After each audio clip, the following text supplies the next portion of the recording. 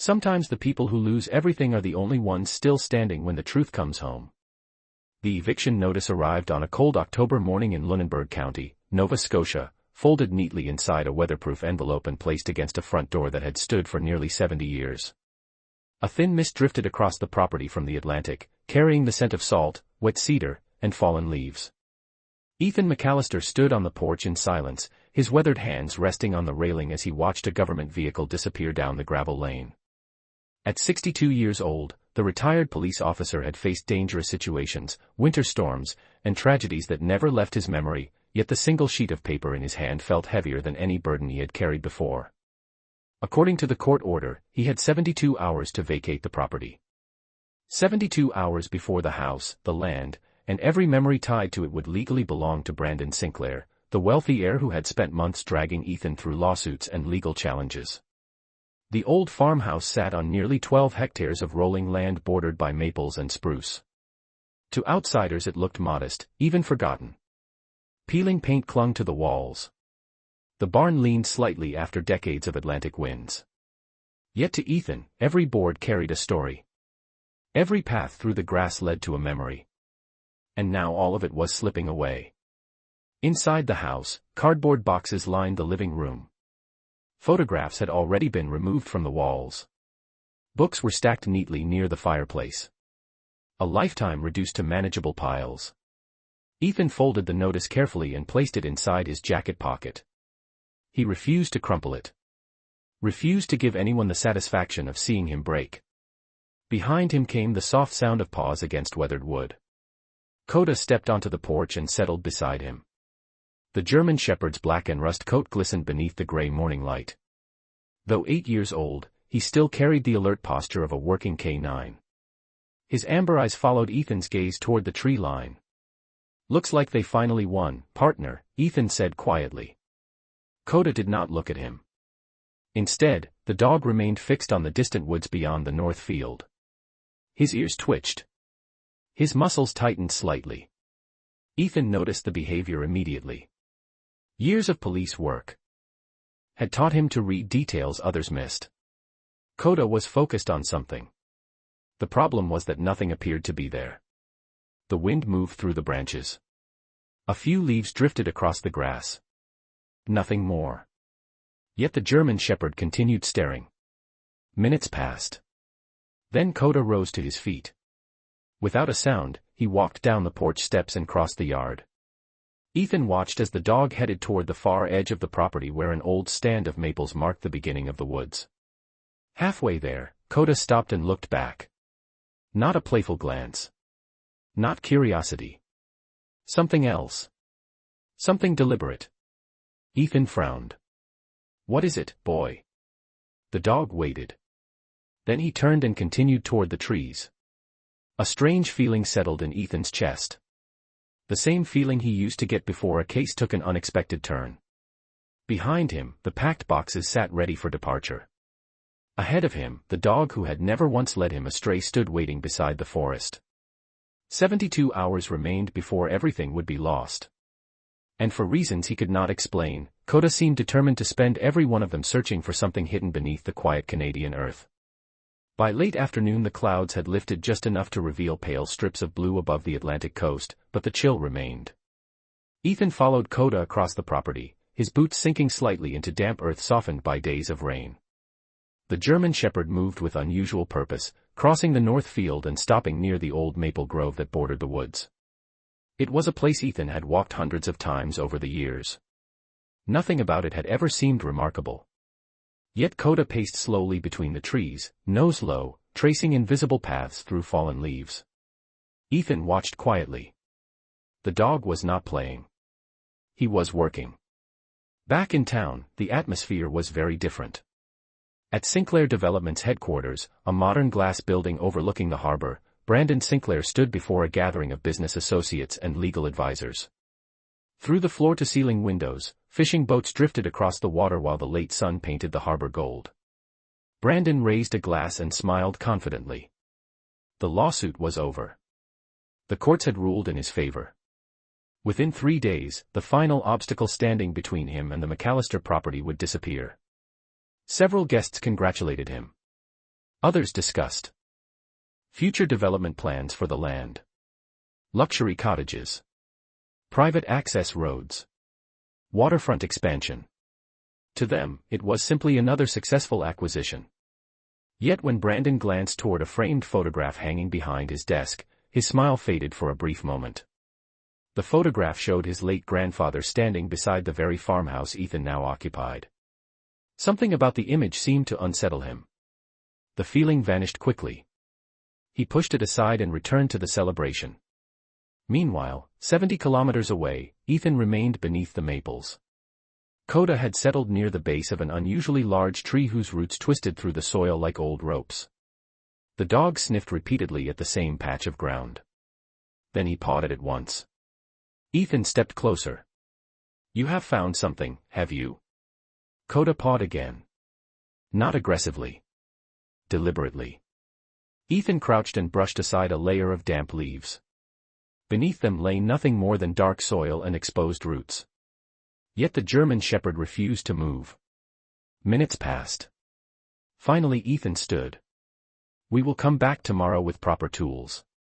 Coda looked up at him but remained where he was. The fading sunlight filtered through the branches above them. The grove felt strangely quiet. Not empty. Waiting. By the time they returned to the farmhouse, dusk had settled across the property. The porch light cast a warm glow over stacked boxes and weathered wood. Inside, Ethan prepared a simple supper and sat alone at the kitchen table. Rain began tapping softly against the windows. Coda rested nearby, though every so often the dog lifted his head and glanced toward the distant grove. Ethan followed his gaze more than once. Something about the day lingered in his thoughts. Before heading to bed, he paused beside an old photograph resting on the counter. It showed Ethan standing beside Harold Sinclair nearly 20 years earlier. Both men were smiling. The farmhouse stood behind them. Ethan studied the image for a long moment. Outside, the wind moved through the maples. Upstairs, packed boxes waited for a departure that felt increasingly uncertain. And somewhere beyond the darkness, hidden beneath roots and soil, a secret seemed to be waiting for Coda to find it. The following afternoon arrived beneath a sky the color of weathered steel. Heavy clouds rolled inland from the Atlantic, carrying a cold wind that swept across the fields and rattled the farmhouse windows. Ethan spent several hours sorting through boxes inside the house, yet his attention never remained on the task for long. Every few minutes his eyes drifted toward the north field and the distant maple grove. Coda was no easier to distract. The German shepherd paced from room to room before stopping repeatedly at the front door. Each time he looked back at Ethan, as though reminding him that something unfinished waited beyond the walls. By late afternoon the first drops of rain began tapping softly against the roof. Ethan finally reached for his coat. "All right, partner," he said quietly. "One more look." The rain strengthened as they crossed the property. Wet leaves clung to their boots. The maple grove swayed gently beneath the wind. As soon as they arrived, Coda moved directly to the same tree and began sniffing around the area again. This time, however, he did not focus on the patch of ground beneath the roots. Instead, he circled outward through the grove. Ethan noticed the change immediately. The dog was searching for something else. Something nearby. He followed carefully. About 20 meters away, Coda stopped beside an old cedar stump nearly hidden beneath moss and fallen leaves. The German shepherd lowered his head and sniffed the ground repeatedly. Ethan examined the area. At first he saw nothing unusual. Then a faint impression caught his eye. A boot print. Recent. The edges remained surprisingly sharp despite the rain. His expression hardened. Someone had been here. Someone besides him. The grove sat well away from public roads. There was no reason for strangers to wander this deep onto private land. Ethan crouched beside the print. Years of police work returned immediately. The tread pattern appeared modern. Expensive outdoor footwear. Not farm equipment. Not hunting boots. Whoever left it had arrived intentionally. Coda moved again, following a path through the trees. Ethan stayed close behind. The dog led him toward the northern edge of the property where the forest opened onto an abandoned logging road. There, partially concealed by brush, fresh tire tracks cut through the mud. Ethan stared at them in silence while rain drummed softly against his hood. Someone had entered the property recently. Someone had driven close to the grove. A distant rumble of thunder echoed across the countryside. Coda suddenly froze. His ears pointed toward the road beyond the trees. Ethan followed his gaze. Through a narrow opening. Between the branches he caught sight of movement. A black sport utility vehicle sat parked nearly 200 meters away. Its engine was off. Its windows were dark. It remained motionless for several seconds before slowly pulling away and disappearing into the rain. Ethan never saw the driver. Yet the message felt clear enough. They were being watched. As the vehicle vanished, Coda released a low growl unlike any Ethan had heard in years. Not fear. Not aggression. Recognition. The sound lingered in the cold air. Ethan rested a hand on the German shepherd's shoulder and looked back toward the maple grove. Whatever lay hidden beneath those trees was important. Important enough that someone kept returning to the property. Important enough to monitor a retired police officer with less than 3 days remaining before eviction. And for the first time since this strange search had begun, Ethan became certain of one thing. Whatever secret waited beneath the grove was worth far more than old metal buried beneath Canadian soil. The storm arrived before dawn. Wind swept across the fields in long mournful waves, rattling the farmhouse windows and bending the maple branches toward the earth. Ethan barely slept. Every time he closed his eyes, he saw the tire tracks, the hidden patch of ground, and the black sport utility vehicle waiting beyond the trees. By sunrise less than 48 hours remained before the court order took effect. Yet leaving was the last thing on his mind. Coda stood by the door before breakfast, alert and restless. The German shepherd seemed to sense the urgency of time itself.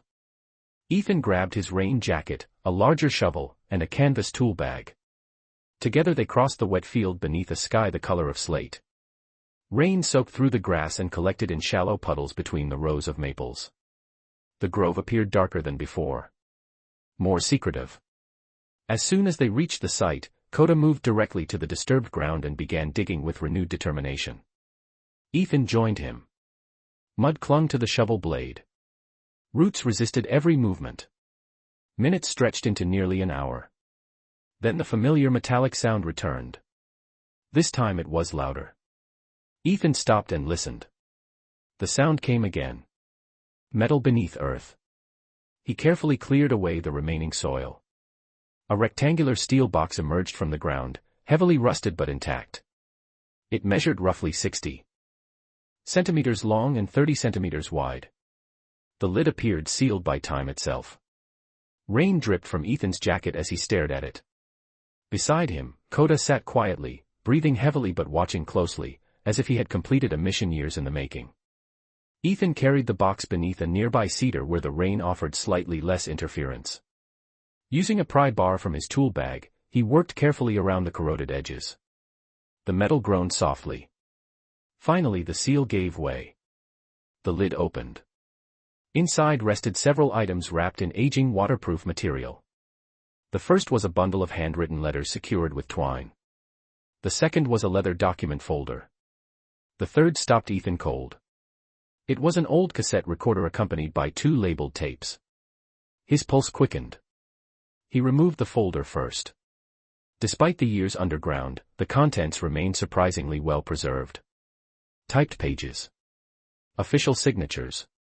Witness certifications. Ethan's eyes widened as he read the first page. It was a legal document bearing Harold Sinclair's name. Not a copy. An original. His hands trembled slightly. Then he noticed something else tucked beneath the papers. A sealed envelope with his own name written across the front in Harold's unmistakable handwriting. Ethan stared at it for several seconds before carefully opening it. The letter inside was brief. Very brief. Yet every word felt heavy.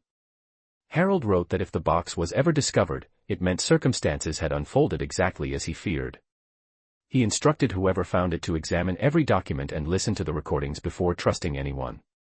Especially members of his own family. Ethan read the sentence twice while rain tapped steadily against the cedar branches overhead. Coda remained motionless beside him. Then another realization struck. The box did not contain only inheritance papers. Several pages referenced property transfers, financial records, and sworn statements connected to events from nearly 20 years earlier. Whatever Harold had hidden was larger than a simple will. Much larger. Ethan looked toward the distant tree line beyond the rain. Somewhere out there, someone had been watching this property. Someone had been searching. And now, for the first time, he believed he understood why. The rain continued through most of the afternoon, drumming softly against the farmhouse roof while Ethan spread the contents of the steel box across the kitchen table. Coda lay nearby, exhausted from the morning's work yet unwilling to leave the room. The German shepherd watched every movement as though he understood the importance of what had been uncovered beneath the maple grove. Ethan began with the letters.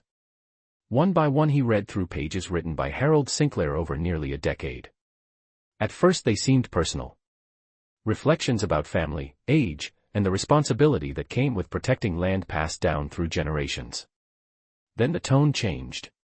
Later letters described growing concerns about decisions being made inside the Sinclair family business.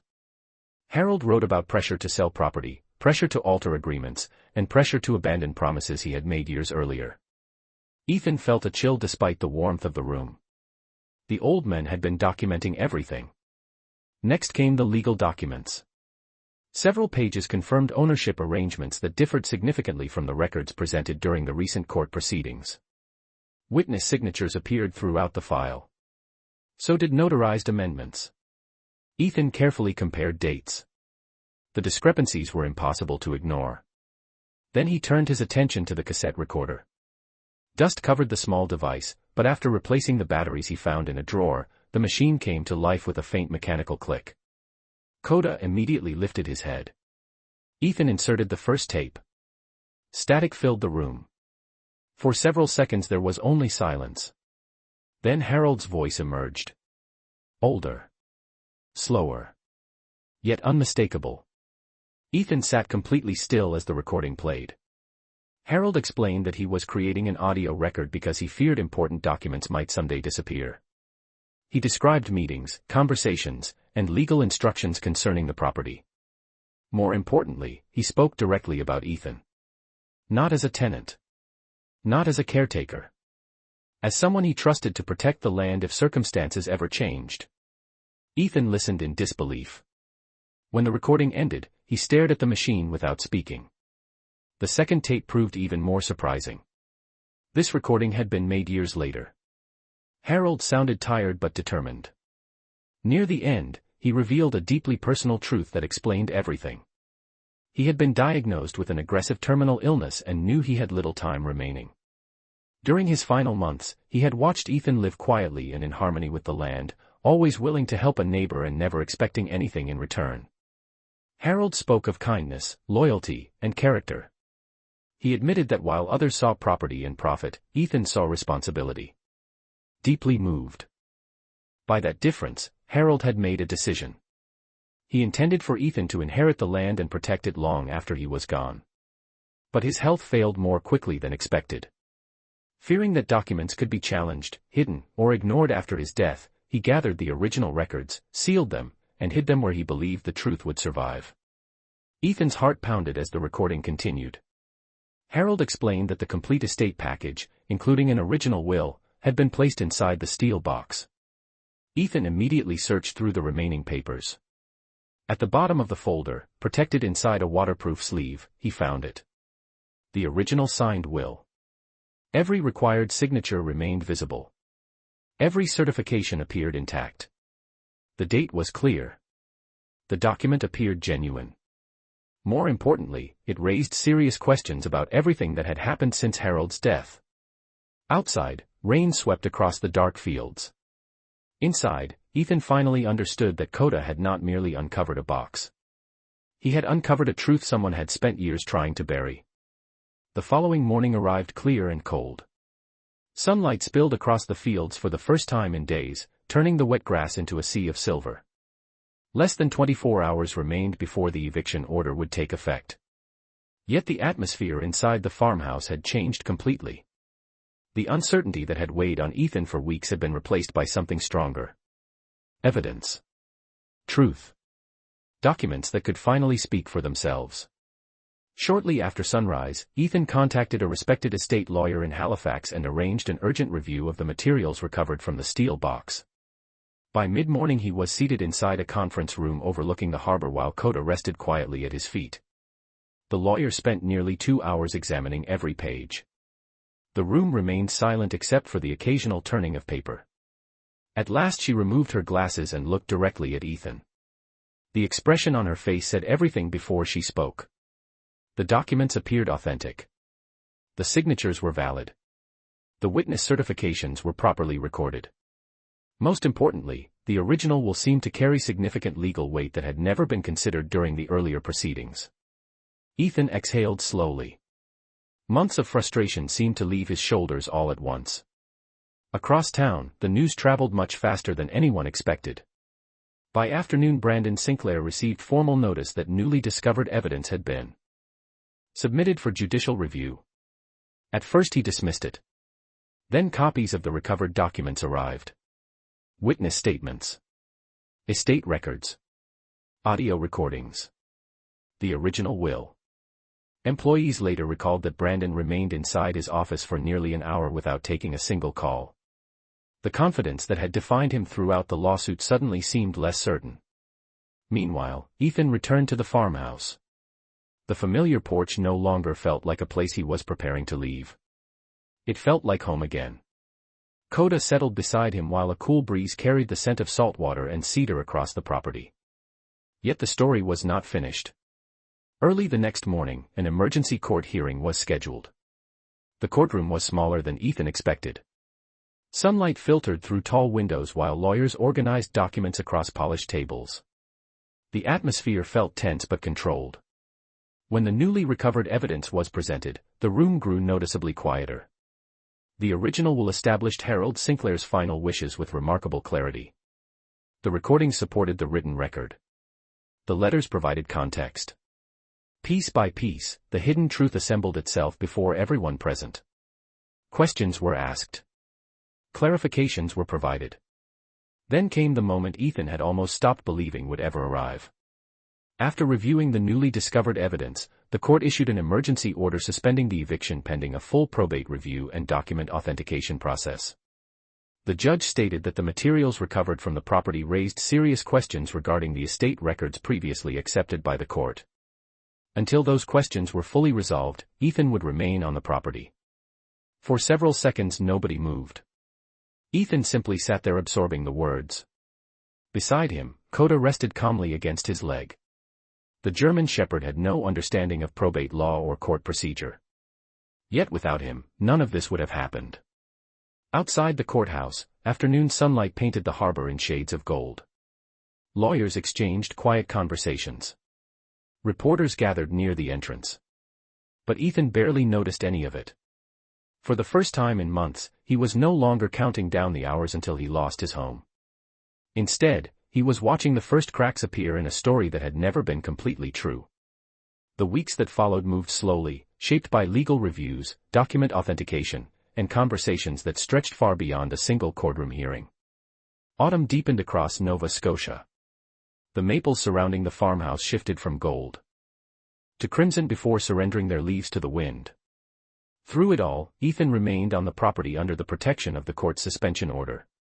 What had begun as a desperate race against eviction had become something much larger. Lawyers examined every page recovered from the steel box. Independent experts reviewed signatures and certifications.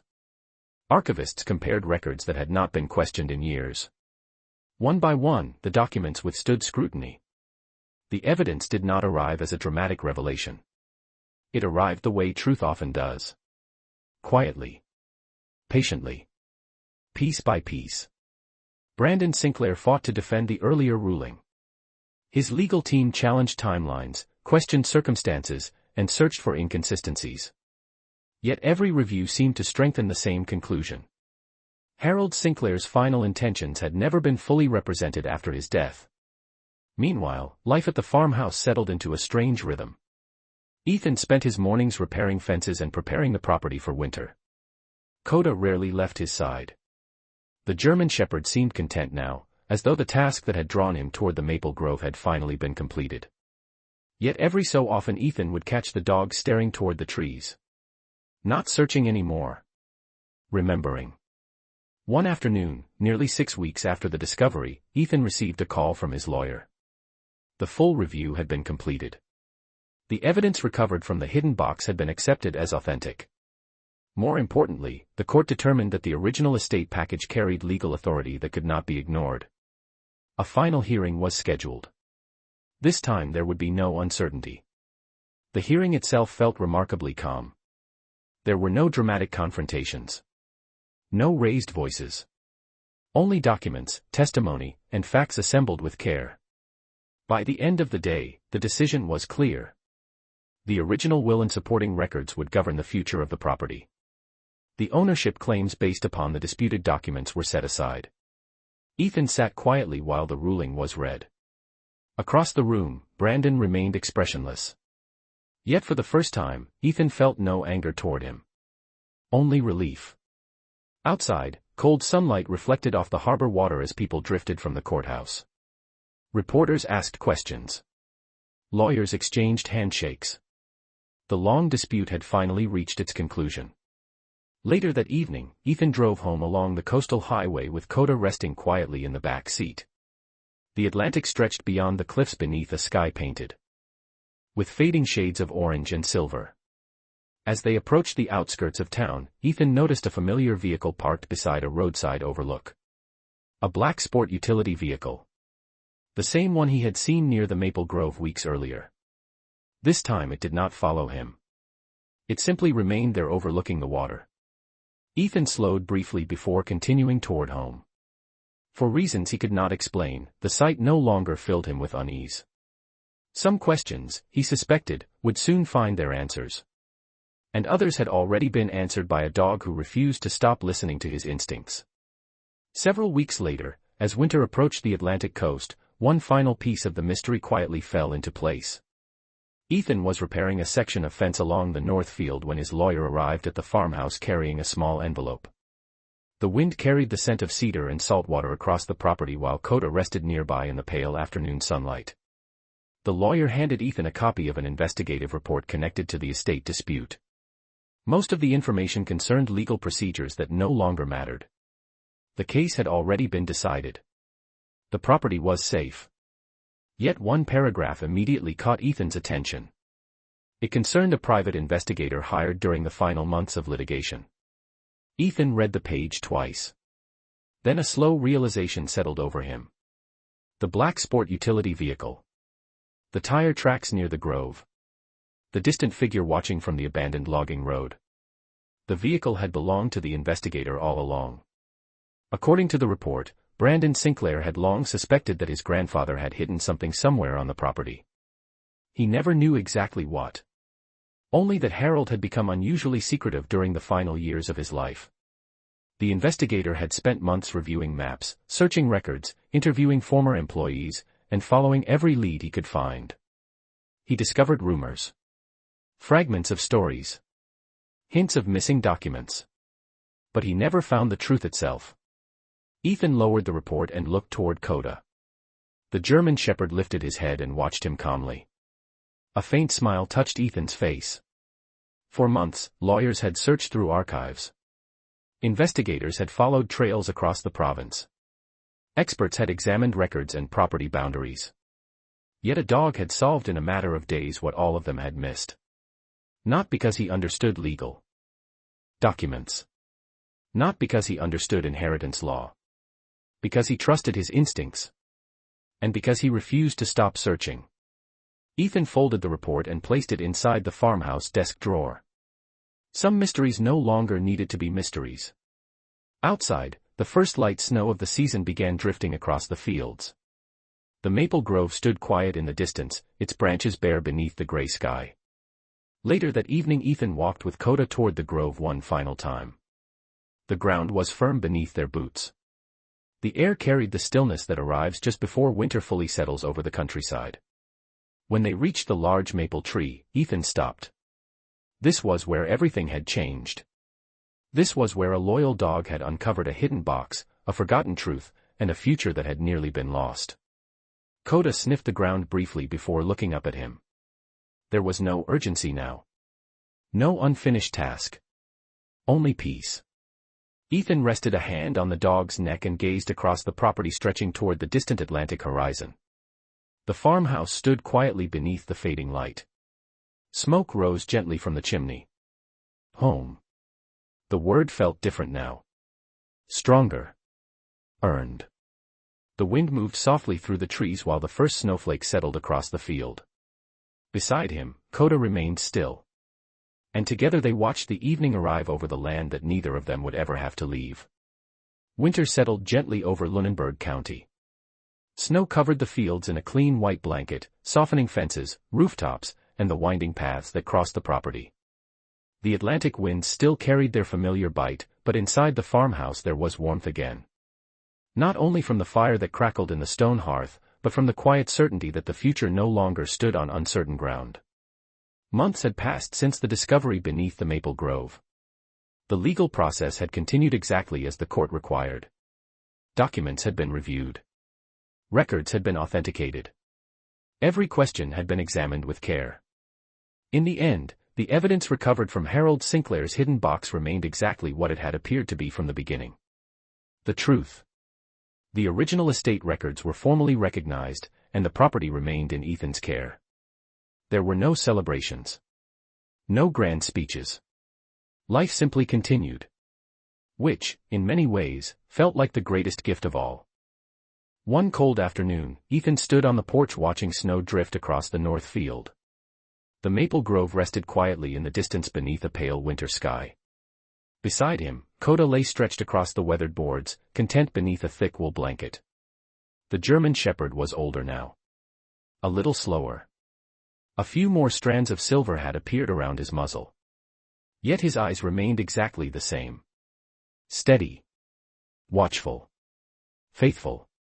Ethan looked out toward the grove and smiled softly. It still amazed him how close everything had come to disappearing. A home. A history. A promise made years before. All preserved because one dog refused to ignore what his instincts told him. The wind moved gently through the trees.